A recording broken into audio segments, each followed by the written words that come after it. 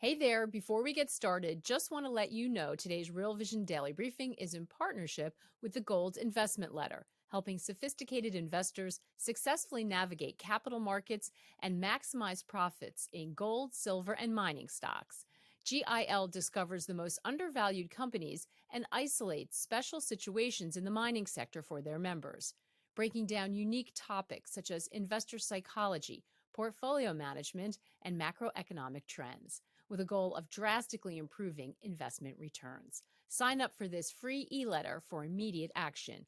goldinvestmentletter.com. Fed prefer to make. Welcome to Real Vision Daily Briefing. It's Friday, April 21st, 2023. I'm Ash Bennington, joined today by one of our favorite guests, Harry Melandri, advisor for MI2 Partners. Harry, welcome back, man. Always a pleasure to be with you. It's great to be here. I'm shocked I'm one of your favorite guests, but I'll take that. I'll definitely take that.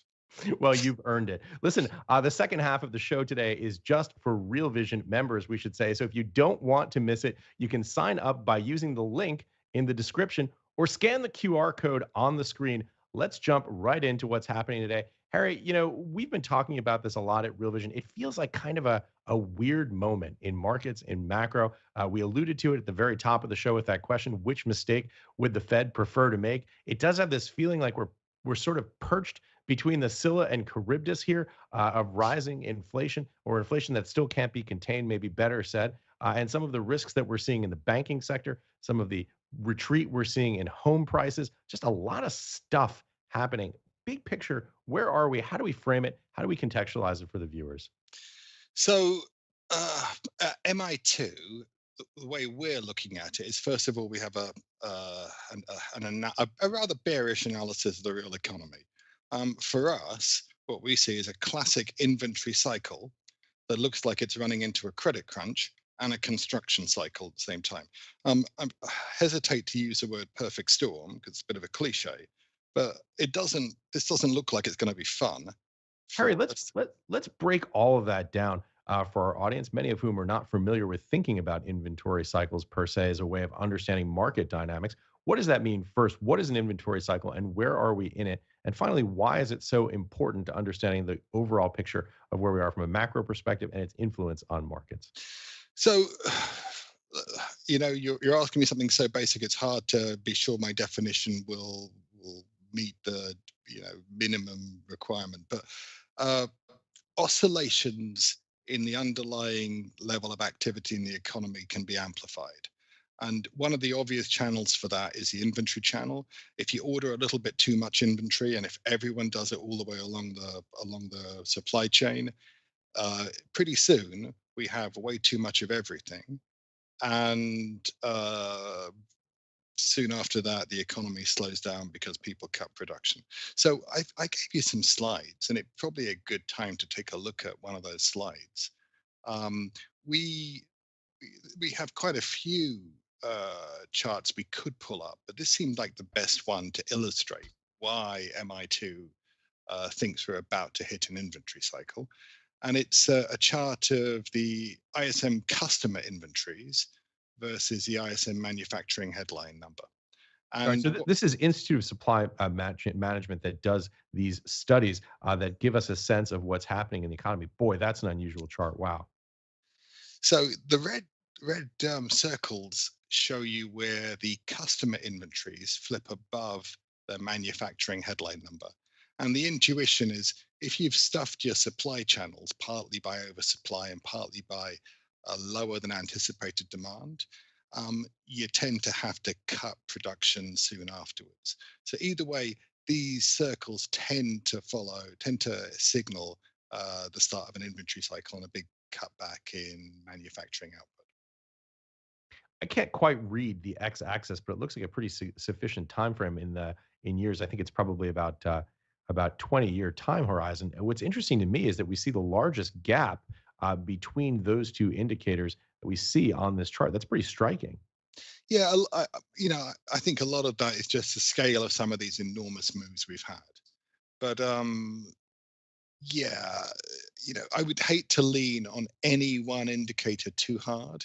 But if this one is showing that it looks like the underlying growth is slowing, and that's happening against an unfortunate backdrop. So as I said, it's not the only thing which points to a slowing economy. We also have a credit cycle. And I think with the credit cycle issue, um, I, I don't think anyone could have missed it. Like banks falling over everyone tends to spot it when banks fall over, and it really isn't a great sign. There's an economist at BU called Paul Schmelzing, and we've used his work in the past. We love his stuff. He's responsible for things like 800 years worth of data and VAR. I think one of his pieces was VAR, Volcker, and bond market reversals. Well, no, it's Venetians, VAR, and Volcker, because he's using 800 years worth of data. So he recently did an analysis where they did a taxonomy, if you will, coding the financial shocks over the last couple of centuries, I think.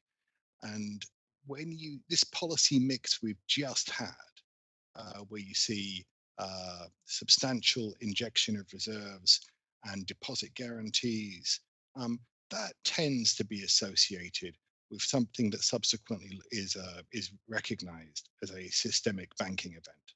So, it's definitely what we're seeing walks like a duck and it's quacking like a duck.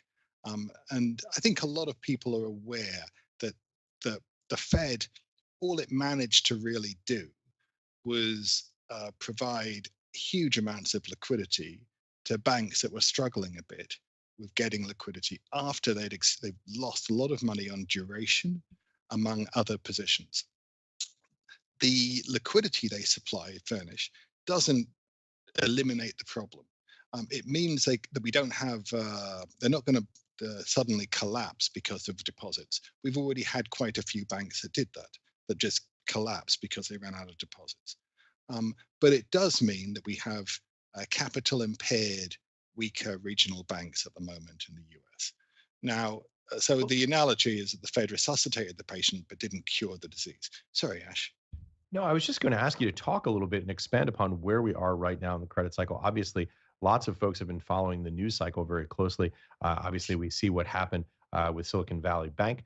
We've seen some of these tremors happen throughout the system. There's been a lot of talk about a credit contraction, about some of the impact into firms not being able to get the credit that they may want or need. Let's talk a little bit about what's happening in the news cycle so people can contextualize this 800-year cycle in the context of what they're reading every day when they pick up the Wall Street Journal, because it is just an unremitting sort of stream of trepidation and doubt about what's going to happen in the future of credit. So you can tell that there is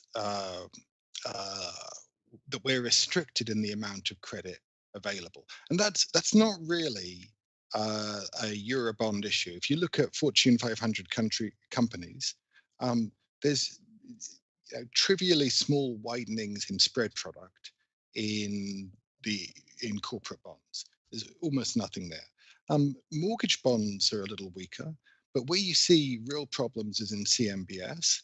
CMBS is showing all sorts of signs of weakness and limited demand, but also in what's generally referred to as the shadow banking sectors. Can we define that and talk a little bit about what commercial mortgage-backed securities are and what their significance is in the system for folks who may not know?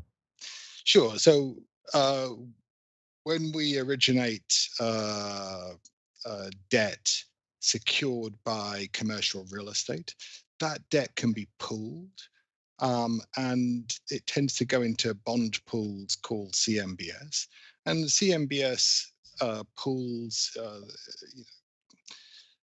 they may have a huge number of different bonds in them from often specialized by sector. So you might see things like, what do you call them, malls in retail. You might see office CMBS. You'll get there's a huge amount of paper written on this. And this paper has been distributed into insurance companies. It's in the banking sector. It's in pension funds. It's everywhere. Sensible real estate investors don't like to leave too much equity in their deal. So as real estate values rallied and as yields came down, people kept on refinancing their deals and issuing more paper and extracting the equity from the deal. We're now in a place where a lot of that paper, because rates have gone up, we question the underlying value of these things.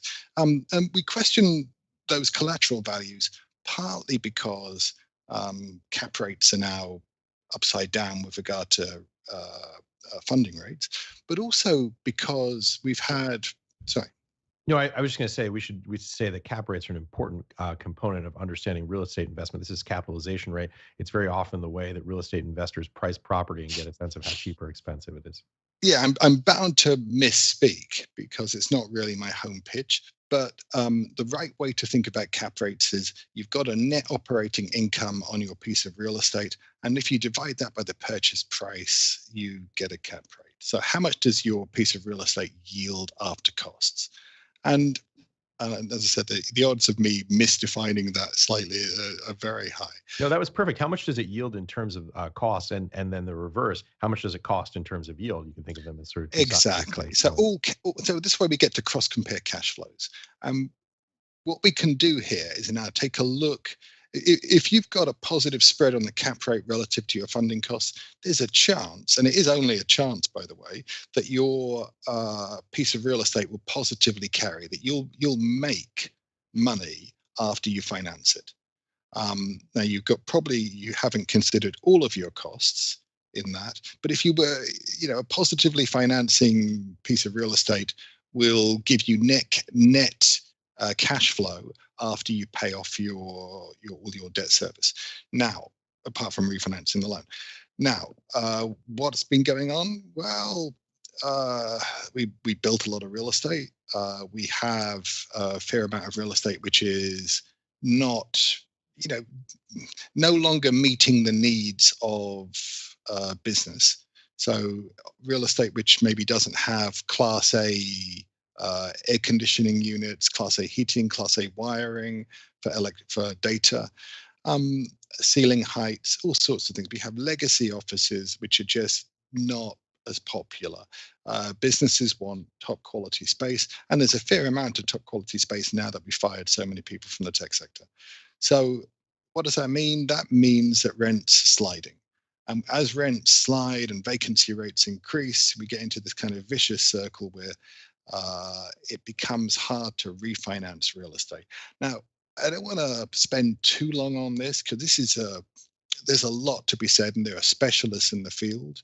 But let's just say that banks own a fair amount of real estate related debt. Insurance companies own a fair amount of real estate related debt, and municipalities are exposed to tax streams from real estate related assets.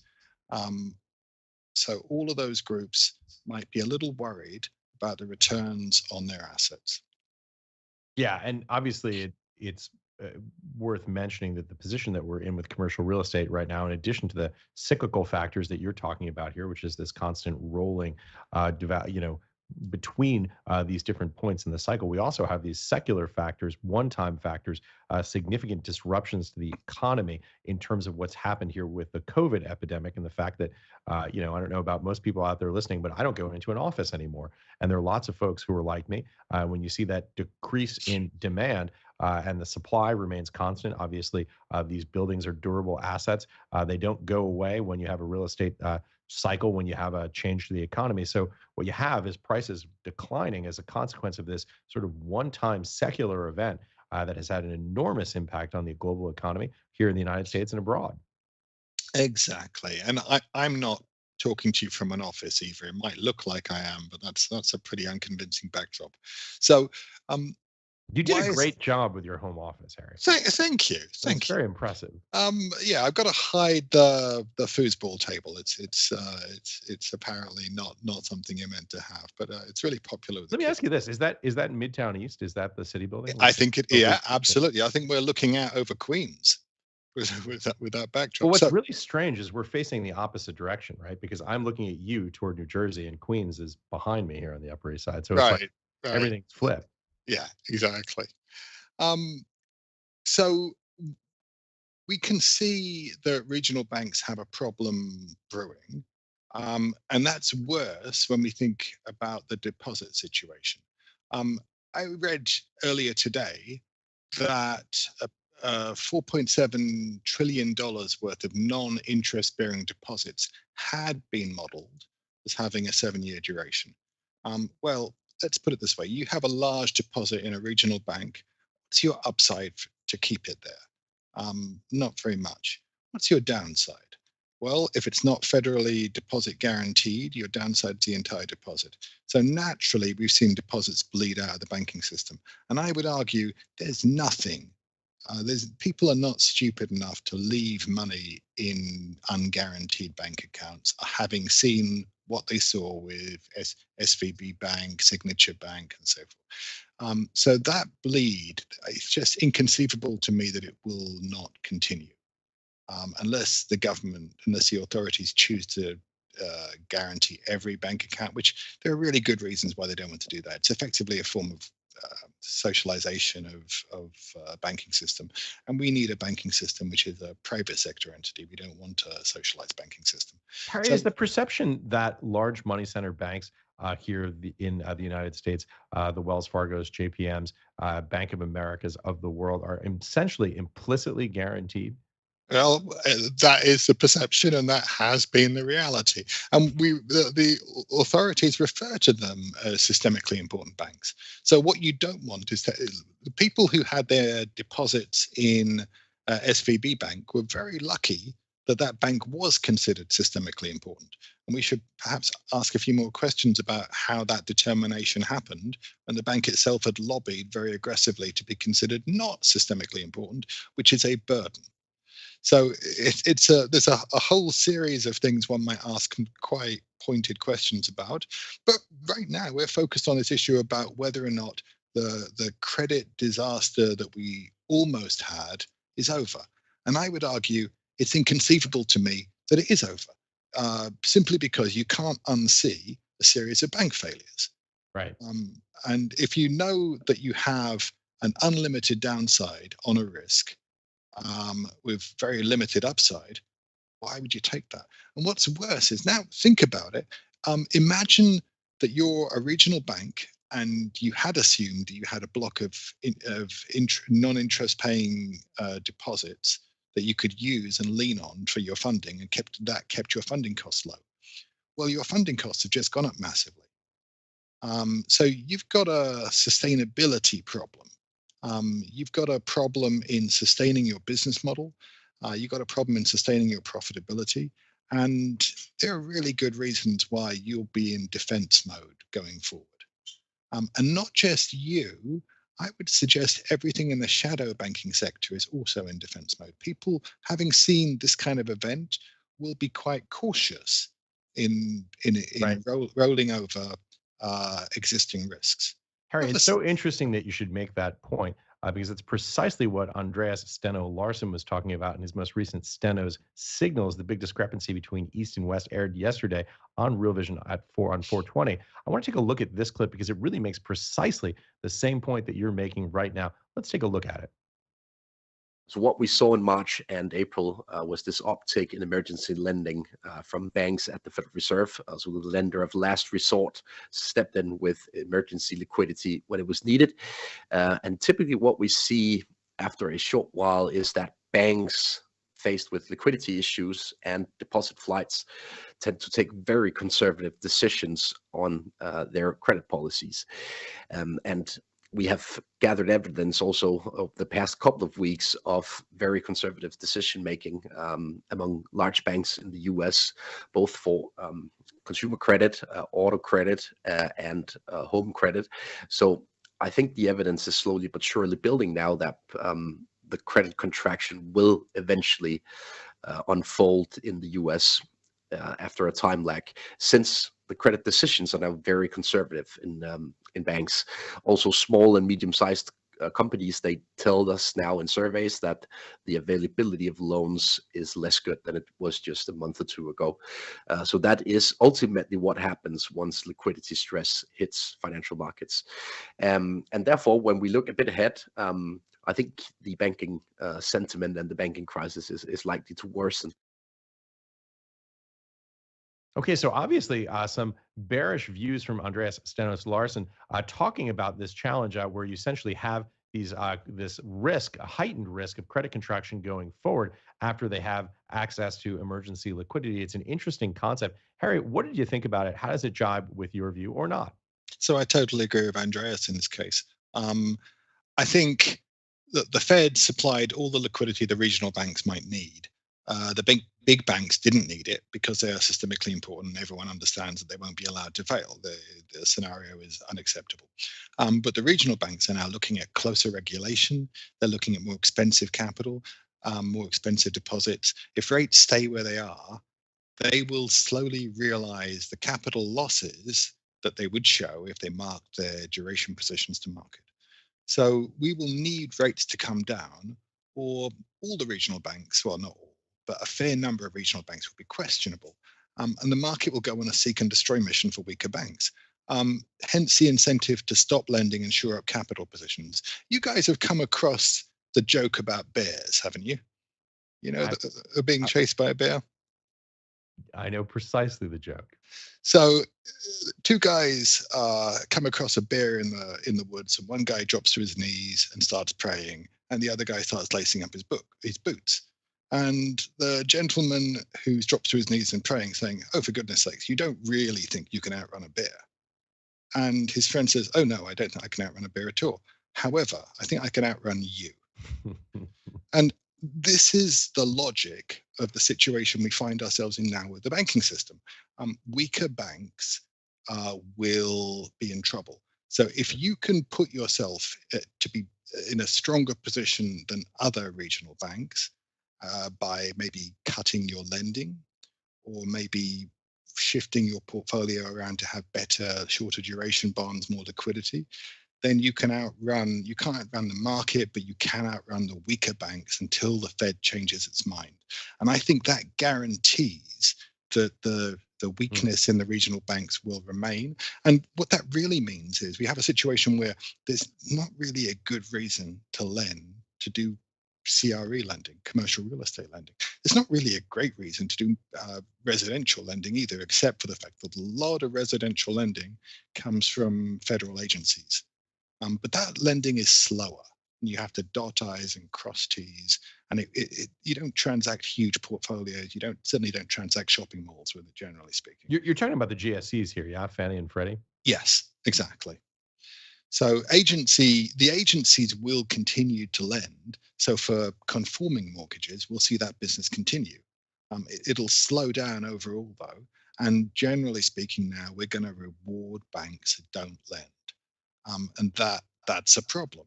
We're going to see less real estate investment, and so GDP growth will weaken.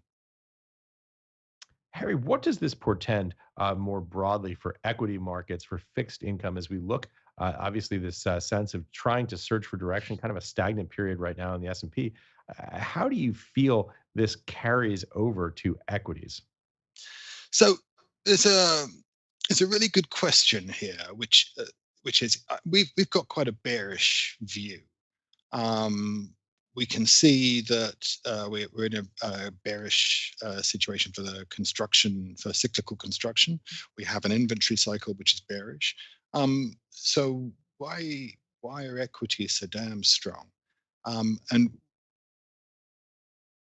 I can posit some arguments. I can't prove it, but one of the arguments I'd make isn't really made by me. It's made by a guy called Warren Mosler. He would point out to you that fiscal policy is more stimulative than it looks, because higher rates with high debt to GDP levels are producing an awful lot of interest income for people who are now invested in government bonds or deposits or whatever, guaranteed deposits. So the amount of interest income it's a very backward looking number that's produced on the Fred series, but this thing it looks like an exponential chart. we're seeing something like 865 billion annual rate of interest expense in the federal budget. That's a stimulative flow of funds analysis. It's a kind of stimulus. Now, the counter argument to that is it's hardly a progressive stimulus. So you're basically putting huge amounts of money into wealthier into the portfolios of people who would normally spend on assets. They don't consume that money. So it's a relative. This is an important point here. I just want to double click on it because I think it's so important. Now, obviously, from one perspective, people will talk about the economic inequality issue, which is certainly the case. But macroeconomists will look at this and say exactly what you just did, which is the difference between marginal propensity to save versus marginal propensity to consume. When a large portion of return goes into the hands of those who consume very little of their next marginal dollar earned. In other words, the next dollar they earn, what winds up happening is you don't have the kind of stimulative effect to growth. Whereas if you put it in the hands of working people have unsatisfied needs. They get a little bit more money. They want to go out and spend it. They want to buy a bigger house, maybe start a small business, all of these kinds of things. When it's going to people who are essentially making money, I guess the old fashioned word is the rentier class, making money on rents and basically clipping coupons from bonds, what winds up happening is it goes back into assets, and you have this pro-cyclical effect where you get even more asset price inflation as a consequence of that earning. And it turns out to be kind of a positive feedback loop that can be very negative for the economy. Well, thank God you completely get what I was saying, because I was falling over my own words, but that's exactly what I was trying to get across. And, there's another effect right here, right now, which has also been stimulative, and I think it's just about to stop, but I could be wrong in that assessment, and that is the debt ceiling. If you think about it, the debt ceiling represents a restriction on federal borrowing, but it doesn't necessarily represent a restriction on federal spending. The US Treasury, can go down the back of its sofa and find whatever cash it can find from all sorts of places, including, say, the Civil Service Pension Fund or the Social Security Trust Fund, and it will borrow money from those places without actually hitting up investors for that cash. So you're getting additional spending, but without the additional bond market issuance. And that's got to be net stimulative for asset markets. Effectively, this is unfunded spending going on right now. And, that situation will reverse. It will reverse when we get a resolution of the debt ceiling. And when we get that resolution, US Treasury and Janet Yellen will be back in those bond markets issuing all sorts of paper incredibly aggressively. So making up for lost time, I should say.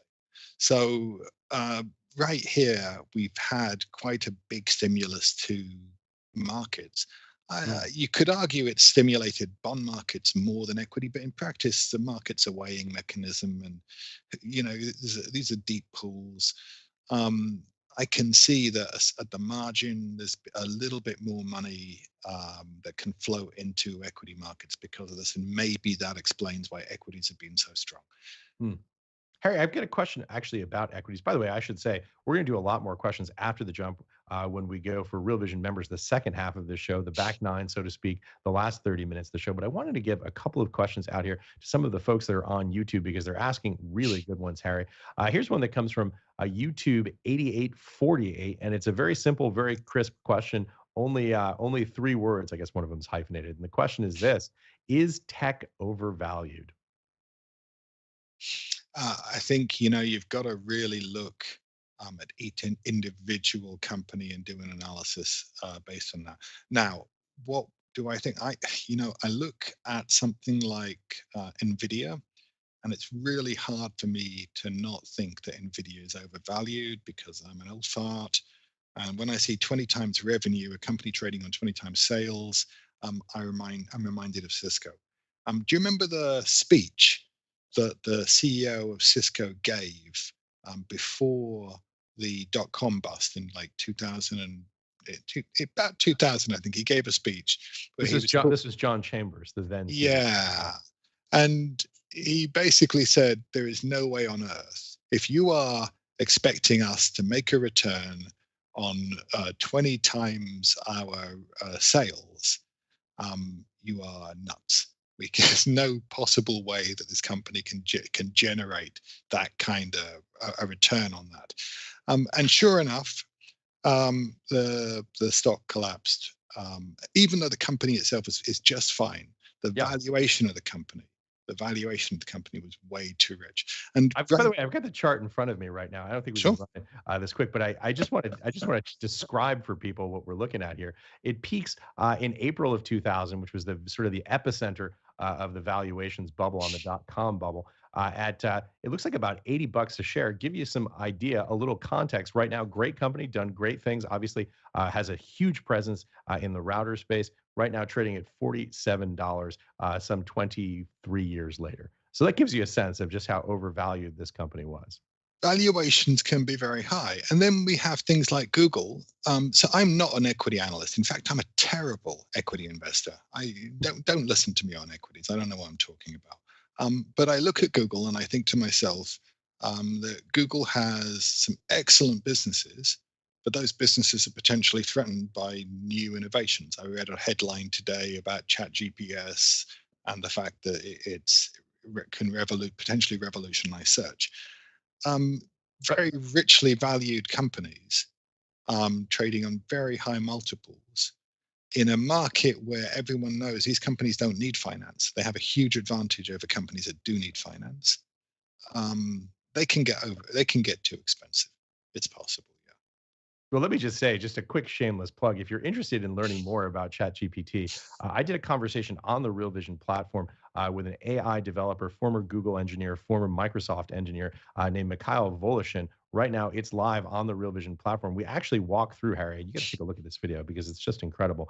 We actually walk through a demo of ChatGPT where Mikhail is telling it, hey, produce some marketing copy. Hey, produce some code. I want to fly a spaceship to Mars. Show me what it would look like if you were to write Python code that would calculate the orbit, and it just spits out code. I mean, you see this technology, it's just extraordinary. And boy, from a macroeconomic perspective, there's going to be some wild stuff that's going to come in terms of labor saving as a result of this technology. I mean, everybody who looks at this, who's serious about it, has just seen this incredibly striking opportunity.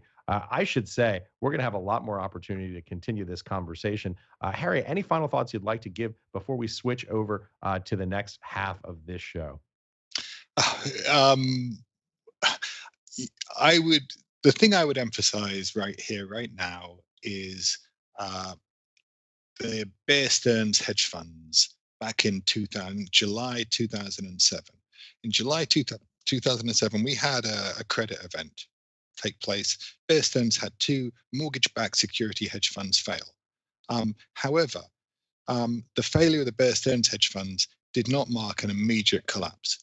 The market bled out below the surface for a long time before people recognized that, in fact, it was going to be really, really hard to refinance mortgage-backed securities and position and distribute these securities.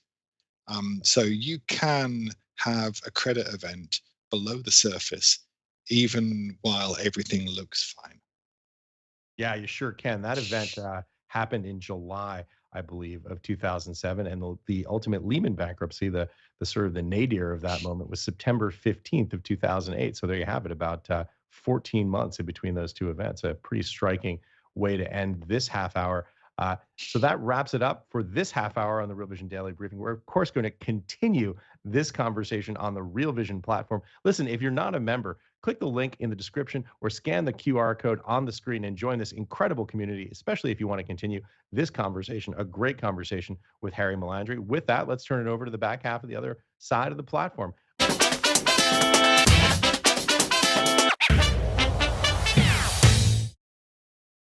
Just a reminder, the Real Vision Daily Briefing is in partnership with the Gold Investment Letter, helping sophisticated investors successfully navigate capital markets and maximize profits in gold, silver, and mining stocks. GIL discovers the most undervalued companies and isolates special situations in the mining sector for their members, breaking down unique topics such as investor psychology, portfolio management, and macroeconomic trends, with a goal of drastically improving investment returns. Sign up for this free e-letter for immediate action. goldinvestmentletter.com.